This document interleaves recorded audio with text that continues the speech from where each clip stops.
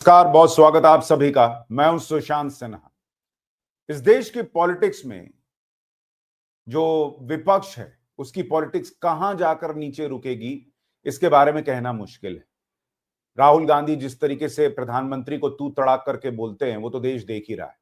लेकिन इस बार जिस तरह से महागठबंधन की रैली थी और वहां पर किसी कांग्रेसी पर आरोप लग रहा है कि उसने मां की गाली दे दी प्रधानमंत्री नरेंद्र मोदी को, जिसे देश ने सुना है कि वहां मां की गाली दी जा रही थी, उसको लेकर आम लोगों में भी बड़ा गुस्सा है कि आप नरेंद्र मोदी को, प्रधानमंत्री हैं देश के, उनको मां की गाली दे रहे हैं। हालांकि उस वक्त राहुल गांधी, तेजस्वी यादव मंच पे नहीं थे, वो वहां से जा चुके थे।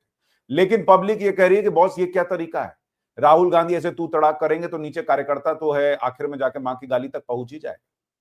आपकी राय क्या है पीएम मोदी को जो मां की गाली पड़ी है उस पर और दी गई है उस पर, और जो कांग्रेस पार्टी के दफ्तर में आज हुआ है उसके बारे में आपको बताऊंगा, उस पर भी अपनी राय दीजिएगा।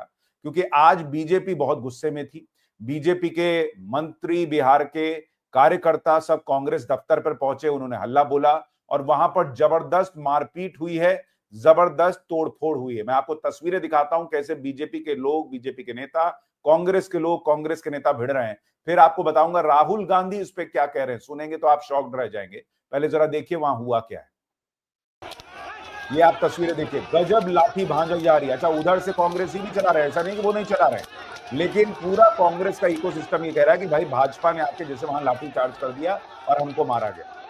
इधर से कांग्रेसी भी मार रहे हैं, उधर से बीजेपी के लोग भी मार रहे हैं। बीजेपी के लोग भी चुप कराते दिख रहे हैं कि छोड़ो छोड़ो ये सब खत्म करो। यानी प्रोटेस्ट चल रहा था और वहां दोनों तरफ से लाठी चली है। हाँ, कांग्रेस के कार्यकर्ता जो दिख रहे हैं काफी बुजुर्ग दिख रहे हैं, तो वो भी वहां पर खड़े हैं और यहाँ पर दोनों तरफ से गुस्सा था। पुलिस मौजूद थी, कार्यक्रम को रोकने का प्रयास भी हो रहा था, लेकिन उस दौरान जबरदस्त वहां पर लाठी डंडा बीजेपी के लोगों ने भी चलाया है। मां का अपमान, कांग्रेस की पहचान, ऐसे बैनर पोस्टर वहां लहराए जा रहे थे। ये देखिए, बीच में भाई को बचाइए, बताइए, वो बीजेपी वाले को ही चोट लग गई है। वो तो बेचारा बीच में चुप करा रहा था, उसको एक लाठी पड़ गई है। तो दोनों तरफ से लाठी चली है।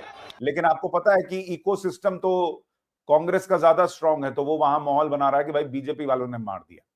इतना ही नहीं, आप देखिए कि सचिन पायलट सामने आए और उन्होंने क्या कहा, एक बार इसको सुनिए, फिर बताता हूं आपको आगे की बात। करता हूं उस व्यक्ति जिसने ऐसा कहा उस पर कार्रवाई करें, लेकिन कांग्रेस को या गठबंधन को दोषी बनाकर इस पूरे मामले को मोड़ने का जो काम किया जा रहा है वो गलत है।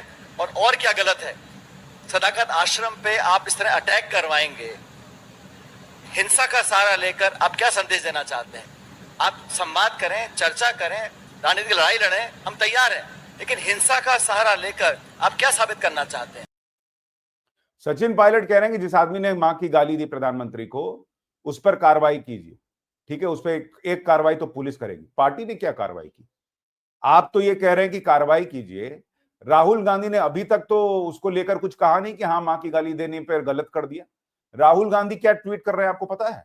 राहुल गांधी ये ट्वीट कर रहे हैं, राहुल गांधी लिख रहे हैं कि सत्य और अहिंसा के आगे असत्य और हिंसा टिक नहीं सकते, मारो और तोड़ो, जितना मारना तोड़ना है, हम सत्य और संविधान की रक्षा करते रहेंगे, सत्यमेव जयते। ये राहुल गांधी का ट्वीट है। वो वहां पर आप जो वो व्यक्ति है वहां खड़े होकर प्रधानमंत्री नरेंद्र मोदी को मां की गाली दे रहा है, ये संविधान की रक्षा हो रही थी। और यहां पर ठीक है, बीजेपी वालों को भी लाठी नहीं चलानी चाहिए थी, चलाते हुए तो कांग्रेसी भी दिख रहे हैं। ऐसा तो नहीं कि वहां बैठ के लाठी खा रहे थे।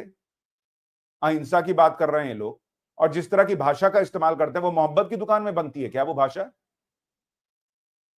एक शब्द इन्होंने नहीं लिखा कि भाई, सचिन पायलट ने तो कम से कम कह दिया कि हाँ जिसने गाली दी उसने ठीक नहीं किया, उस पर आप कार्रवाई कीजिए। इन्होंने तो वो भी नहीं कहा। ये तो सत्य और अहिंसा की लड़ाई पे चले गए कि भाई संविधान को बचाने की लड़ाई है। संविधान के बचाने की लड़ाई में संविधान में लिखा है कि प्रधानमंत्री को मां की गाली दिलवा दो किसी से, या कोई दे दे तो चुप रह जाओ। ठीक है, आपने नहीं दिलवाया होगा, आप वहां नहीं थे, लेकिन कम से कम आप इस पर रिएक्शन तो देते, कड़ा रिएक्शन, कि भाई इस तरह से नहीं चलेगा, ये नहीं हो सकता, उस आदमी को निकालो, पार्टी से निकालो, कार्रवाई कर दो। इतना ही नहीं, केसी वेणुगोपाल को भी देख लीजिए, वो भी ये कह रहे हैं कि हमारी ये जो वोटर अधिकार यात्रा है इसकी लोकप्रियता बढ़ रही थी, इसलिए जो है ये इस तरह की चीजें हो गई। उस तरह से उनका जो उन्होंने ट्वीट किया उसका संदेश है। अच्छा, ये लोग कह रहे हैं लोकप्रियता बढ़ गई, सत्य और अहिंसा के बचाने की लड़ाई लड़ रहे हैं। संजय राउत को सुनिए, वो तो अलग लेवल पे चले गए, वो तो कह रहे हैं बीजेपी का ही कोई आदमी होगा जिससे मां की गाली दिलवा दिए होंगे। सुनिए जरा इनको भाई साहब। कोई देता होगा, वो शायद बीजेपी के लोग भी अंदर छोड़े होते हैं। बीजेपी वाले किसी भी हद तक जा सकते हैं, किसी अच्छे काम को बदनाम करने के लिए, यात्रा को बदनाम करने के लिए, राहुल गांधी को बदनाम करने के लिए। ये हमारा अनुभव है महाराष्ट्र में। ये लोग किसी भी स्तर पर नीचे गिर सकते हैं, ये उनके लोग होंगे। अब आप सोचिए, ये लोग किस तरह से, मतलब ये नहीं एक्सेप्ट कर सकते कि हाँ भाई हमारे किसी पार्टी वर्कर ने गलती कर दी। सचिन पायलट देखिए कह रहे हैं कि राहुल गांधी को बदनाम करने के लिए। अरे राहुल गांधी खुद बोल दें कि भाई मैं तो वहां था नहीं, जिसने दिया उसको पार्टी से निकालता हूं, खत्म हो जाएगा मामला। जो लोग मान लीजिए बीजेपी की तारीफ कर दें, उन पे तो एक्शन होता ही है ना अलग अलग पार्टियों में। पीएम को मां की गाली देने वाले के खिलाफ अगर कोई गुस्सा है तो उसमें जाके उनके साथ खड़े हो जाना चाहिए था कि भाई आपका गुस्सा मैं समझ सकता हूं। ऊपर से बीजेपी तो कह रही है कि हम तो वहां शांतिपूर्ण प्रदर्शन कर रहे थे, अंदर से पत्थर चलाया कांग्रेस दफ्तर से। सुनिए बीजेपी के लोग क्या बता रहे हैं, फिर आपको वीडियो दिखाता हूं कि क्या हुआ था वहां। क्या कहेंगे? कांग्रेस के नेताओं को चेतावनी देता हूं, आपने मां का अपमान किया है, एक एक बिहारी बेटा आपको इसका जवाब देगा। आपने देश के प्रधानमंत्री का अपमान किया है, एक एक भाजपा कार्यकर्ता इसका बदला लेगा।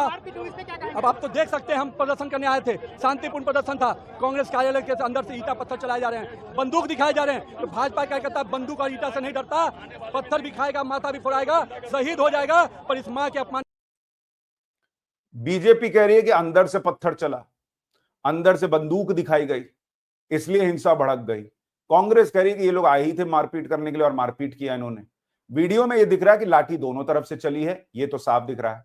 अब अंदर से क्या हुआ था नहीं हुआ था उसका एक जो वीडियो है वो आपके सामने रखता हूं कि वहां पर जब प्रदर्शन हो रहा था तो क्या हो रहा था, जरा इसको देखिए। पुलिस वहां है, यहां पर बीजेपी के लोग पीछे हट गए। देखिए पत्थर बाहर वहां दिख रहा है, इन्होंने उठा के अंदर फेंकना शुरू किया।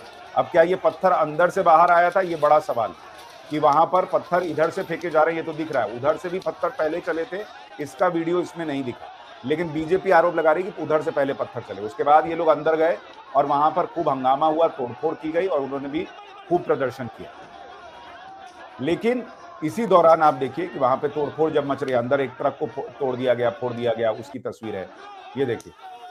तो बीजेपी के लोग भी, ठीक है, समझ में आता है कि प्रधानमंत्री की मां को गाली पड़ी, आपको गुस्सा होगा, या उनको मां की गाली दी गई उससे आपको गुस्सा होगा, लेकिन ये आप करके जो है, इससे अच्छा आपकी वहां सरकार है, आप कानूनी एक्शन कीजिए, कानूनी कार्रवाई करके दिखाइए।